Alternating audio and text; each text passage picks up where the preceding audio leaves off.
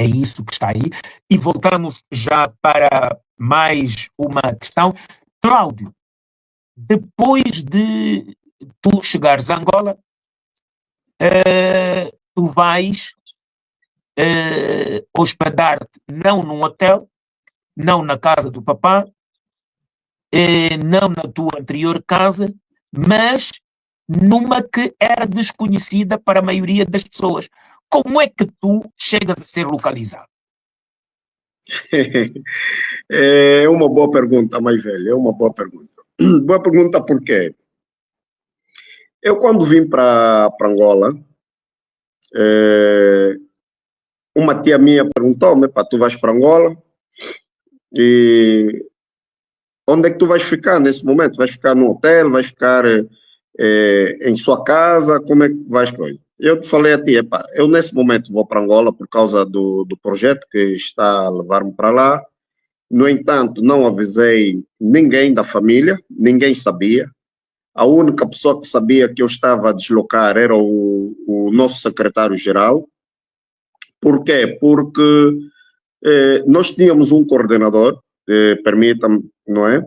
E esse coordenador depois acabou por chocar, porque não estava a acompanhar aquilo que são as nossas ideologias. Então o tribunal acabou por notificar-me por 2 vezes que queriam uma reunião com Cláudio de Carvalho. E eu tive que vir urgente para Angola.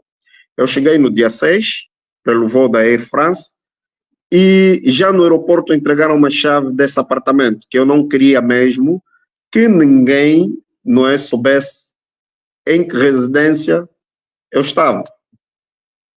Nem o tio William. Não, nem o tio William, nem o pai, nem a mãe das crianças, nem as crianças, ninguém. Só havia uma pessoa que sabia onde eu estava. Mas essa pessoa não apresenta perigo, é alguém de muita confiança e eu meto a mão no fogo. Não, tio William, eles começaram a seguir-me, porque eu só vi o pai depois de 15 dias, cá em Angola. Só depois de 15 dias é que eu fui procurar o pai, porque o tempo que eu tenho para apresentar a documentação ao tribunal, as 7.500 assinaturas, já está no fim. Então foquei-me no trabalho e não tinha tempo de ir ver o pai, mas depois fui ver o pai. E quando fui ver o pai, ao sair do restaurante, eu já estava a notar movimentos estranhos. Quanto mais que eu tirei fotografias a um cliente que estava na parte de fora, porque ele simulava falar o telefone, e eu dei por conta que do outro lado havia uma outra pessoa também a falar o telefone. Parecia que os dois estavam em sintonia. Mas assim, descontraído, fiz essa fotografia. Já no Quilamba, eu também notei uma viatura de marca Suzuki, que acabei por ter a fotografia e tirei de forma com que o motorista prestasse atenção que ele estava a fotografar.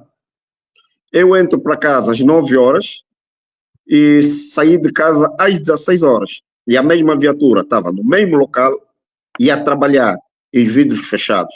Só que quando eu cheguei, depois de ter tratado algumas coisas, o motorista estava no banco de frente. Foi o momento que eu faço a fotografia. Às 16, das 9 às 16, quando eu desci, encontrei a mesma viatura no mesmo sítio e já o indivíduo estava no banco de trás. Mas eu consegui visualizar. Então, o que é que eu fiz? Chamei um IT e pedi que o IT estacionasse bem na porta do motorista desta viatura. E quando o IT foi estacionar, o motorista desse carro retirou-se, pegou e saiu. E a partir daquele momento, eu comecei logo a dar conta que estava a ser monitorado e me estavam a seguir. Eu saio de lá, que é para ir tratar alguma coisa no Zango, e pelo caminho, eu fui olhando pelo retrovisor e pedi ao motorista que era para controlar, e a mesma viatura continuava a seguir. Então pedi que ela abrandasse a velocidade, que era para permitir que a viatura passasse. E eles não tiveram outra alternativa e passaram. E nós contornamos, voltamos onde estávamos a sair. O meu espanto no dia 30, não, já no dia entre 20, 23, 22 e 23, eu recebi um telefonema da minha irmã, mais nova, a informar-me que o pai recebeu, né, uma visita à casa do pai, né, com esse aparato todo da PGR.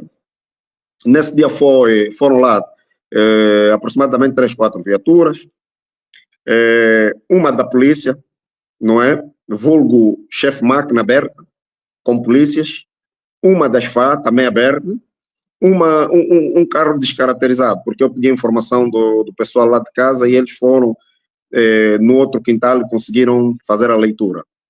E entrou um indivíduo para o restaurante, isso o pessoal lá descrever, e lá no restaurante o pai tem uma mesa que é dele só, onde os clientes não sentam, o que me parece que este senhor já frequentava o restaurante. Ele foi exclusivamente na mesa do pai e na cadeira do pai, e de forma arrogante, ia dizer, hoje vai ser hoje. Ele recebia um telefonema e ele a dizer, não, vai ser hoje, vai ser hoje. Interpelaram a funcionária disse que o chefe acabou de sair há uma hora atrás, 2.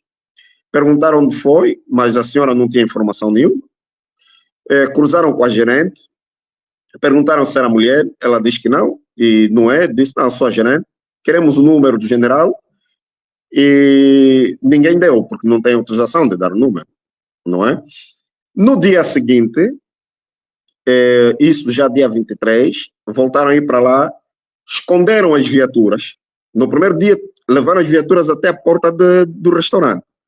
No dia seguinte, esconderam as viaturas e fizeram-se presente 3 indivíduos fardados com a nossa farda do Exército, que identificava como homens da PGR. Foram lá na mesma situação. Não colheram nada, retiraram-se. No dia 24, aparece um casal e com abusos, não é? Ele fugiu e a funcionária disse que não, ele não tem por que fugir porque ele não é um criminoso. Lá eles saíram e foram embora. Passou esse momento, não é? Esse período de 24 até dia 30. No dia 30, eu saí, que era para... Não, dia 29, eu vou à esquadra de Viana, o Comando Municipal de Viana, que era para me solidarizar com a família da jovem, a menina Belma, que foi violada. Eu cheguei, eram 19 horas, encontrei o pai, encontrei tias, conversei com eles, trocamos os números de telefone e prometi dar o apoio no dia seguinte. Dia seguinte eu vou fazer umas compras por causa dos meus trabalhos, mas antes de ir fazer as compras, passei novamente com o pessoal que estava a andar comigo, fomos para lá, voltamos a ter o contato com o pai da menina, que era para poder entender como é que estava o processo. O pai dizia que não tinha contato nenhum com a menina e que não lhe estavam a dar nenhuma informação, não é? Cláudio, permita-me só, Cláudio. Sim. Está me ouvindo, Cláudio?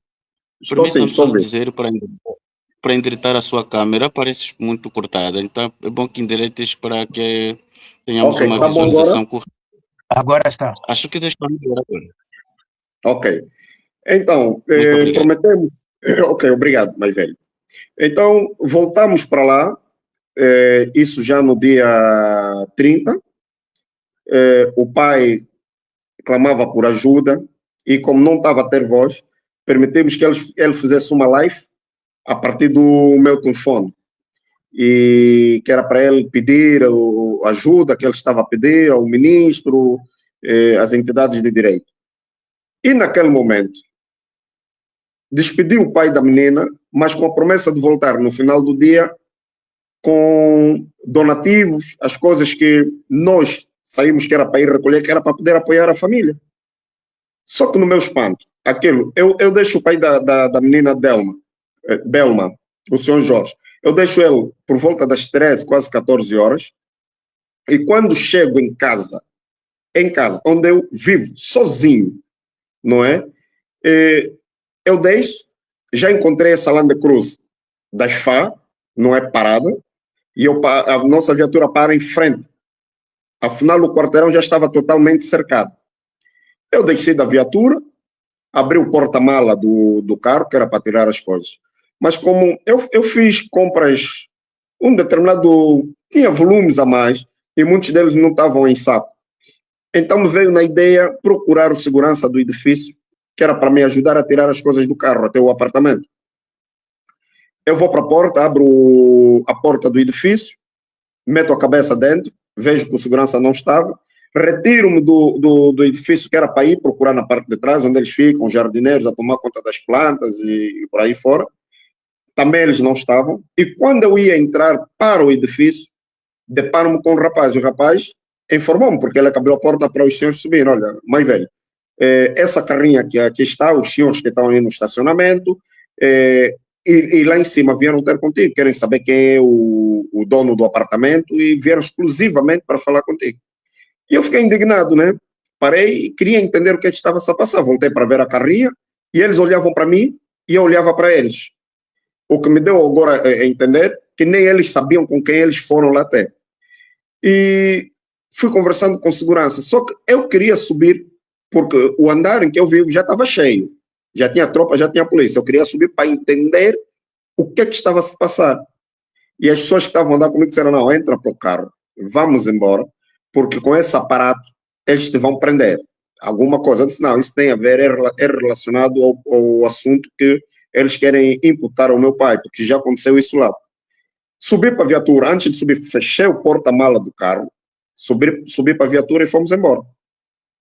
Trocamos de viatura, viemos com uma viatura diferente, vidro esfumado, que são aquelas imagens que passam a filmar a matrícula do carro das FA, passamos mesmo ao lado deles, vimos todo aquele aparato, embaixo do prédio estava cheio, até parecia que... tem essas imagens. Sim, até parecia que ou era conselho de ministro, um ato fúnebre de alguém tão importante, ou foram atrás do Pablo Escobar, coisa assim parecida. Voltamos a girar, paramos no parque de estacionamento, onde estava dias antes aquele Suzuki, e pelo retrovisor começamos a filmar toda a atividade deles. Saímos daí, porque começamos a sentir outros movimentos. Afinal, o quarteirão todo, o Y, porque o apartamento onde eu estou é no Y, não é na zona, não é o Y, aquilo tudo já estava cercado. Já tinha homens do SIC, não é, espalhados.